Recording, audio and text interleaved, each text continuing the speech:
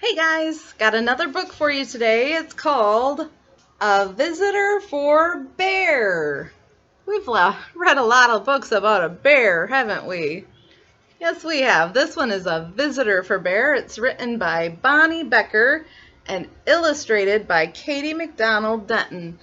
Illustrated means that Katie McDonald Denton drew the pictures in our book today. And I do love the pictures in a book. All right. Here we go, A Visitor for Bear. Whoops. There we go. One morning, Bear heard a tap-tap-tapping on his front door. When he opened the door, there was a mouse, small and gray and bright-eyed. "No visitors allowed," said Bear, pointing to the sign. "Go away." Look, he has a sign on his door that says no visitors. He closed the door and went back to the business of making his breakfast. He set out 1 cup and 1 spoon, but when he opened the cupboard to get 1 bowl, what do you think he's going to find? There was the mouse, small and gray and bright-eyed, hiding in the cupboard with the bowls.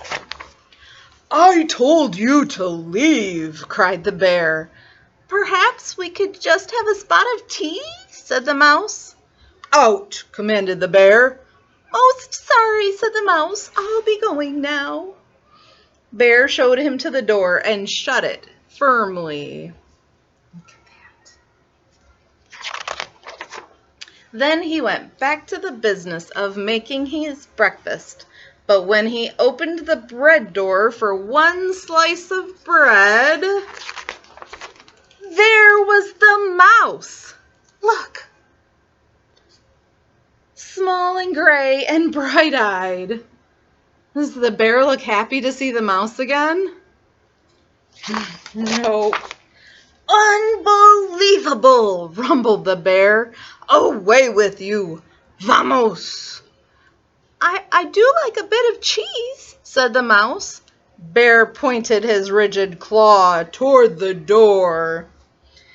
"Yes, then, here I go," said the mouse. "Farewell." And the mouse whisked out the door. This time, Bear shut the door very firmly and locked it tight. He locked the windows, too, for good measure. Then, once again, he went back to the business of making breakfast. But when he opened the fridge to get 1 egg, what do you think he'll find?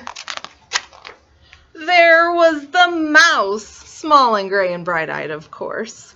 "Be gone!" roared the bear. Look at him. "A crackling fire?" ventured the mouse. "This is impossible, intolerable, insufferable," cried Bear, shaking with anger and disbelief. "Terribly sorry," murmured the mouse. "Now you see me, now you don't. I am gone." And the mouse looked very sorry indeed while he waited for Bear to unbolt the door and let him out. Why do you think the mouse keeps coming back? This time, before he went back to the business of making his breakfast, Bear shut the door very, very firmly, locked it, he boarded up the windows, he stopped up the chimney, he even put the drain or the plug in the drain of the tub. He's trying to make sure that mouse can't get back in. Carefully, Bear set about the business of making his breakfast. He opened the cupboard. No mouse. He opened the bread door. Nothing. He opened the fridge. Mouse free, yes indeed. He lifted the lid on the tea kettle. There was the mouse, small small and gray, and well, you know the rest. Bear fell to the floor and wept. "I give up," he blubbered. "You win. I am undone."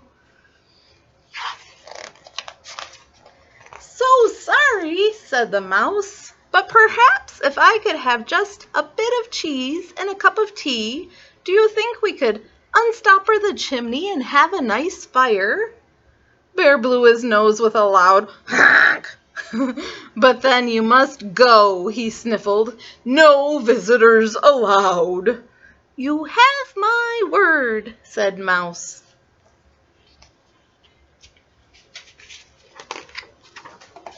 There we go. Bear unshuttered and unboarded the windows. He unlocked the door, unstoppered the chimney, and unplugged the drain. He brought out 2 plates of cheese and 2 cups of tea, and he made a crackling fire in the fireplace for 2 sets of toes. The mouse warmed his feet and nibbled and sipped, and Bear did too. They sat for a long while. The clock in Bear's house ticked loudly. Tick-tock, tick-tock. Bear cleared his throat. The mouse looked most attentive. That means he was paying attention to what Bear was going to say. No one had ever been most attentive to Bear before. "The fire is nice," Bear announced. "Lovely," said the mouse. No one had ever said that Bear's fires were lovely before. "I can do a headstand," said Bear. "Very impressive," exclaimed the mouse. Bear told a joke. The mouse laughed heartily. No one had ever laughed at Bear's jokes before. Bear began to think of another joke. The mouse set down his teacup. Bear quickly lifted the teapot. "There's plenty more," he said. Does he want the mouse to leave now? I don't think so. "So sorry," said the mouse. "Most kind, but I must be on my way." "Really, you needn't go," said Bear. "I'm off," said the mouse, springing up from his chair. "Wait!" cried Bear. But the mouse stepped out the door. "Toodaloo," said the mouse.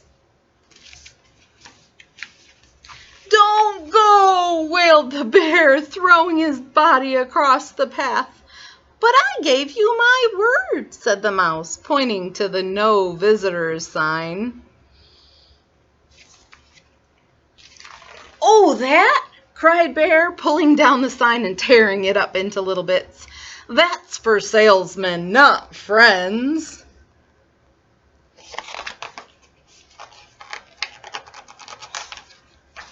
"Not for friends?" asked Mouse, small, gray, and bright-eyed. Bear nodded. The mouse's bright eyes glowed brighter, and Bear smiled. They both seemed very happy to be friends. "Do you like 1 lump or 2?" said Bear most politely. "I like 2," said the mouse, and the bear agreed. The end. I hope you guys liked that book. It's all about making friends again, wasn't it? All right, have a good day.